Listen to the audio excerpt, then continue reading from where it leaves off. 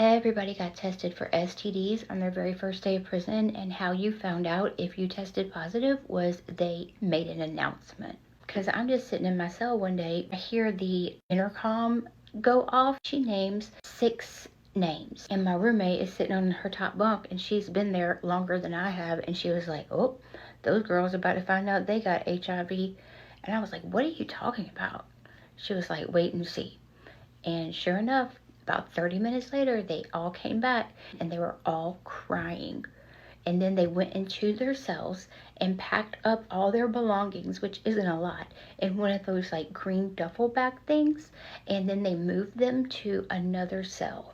And like, I did not practice safe sex, so I was terrified of hearing my name get called to the back door. So every time the intercom would come on, I would freeze and I would just pray, please don't say my name, please don't say my name, please don't say my name. And one day she's naming the names and I'm frozen, and then she says, Amanda Cisco, report to the back door. And by that time, we all knew what that meant, and so we were all kind of tensed up. I actually had like this peace come over me.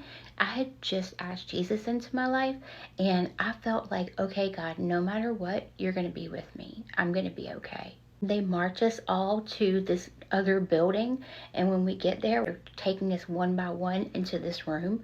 So when the first girl comes out, we were like, what happened? And she was like, oh, we just all committed felonies that have 5-year sentence or longer, so we have to give DNA. All they had to do was take our blood. I didn't have HIV. I did have chlamydia. And I found that out because this officer came around and she had a list and she had prescriptions. And if your name was on the list, you were given these 4 big white horse pills and you had to take them all at once, and she had to watch you take them. So I took my 4 horse pills, and then later I found out that all the girls that she visited that day, we all had chlamydia. So let this be your lesson to practice safe sex, especially if you're going to prison soon.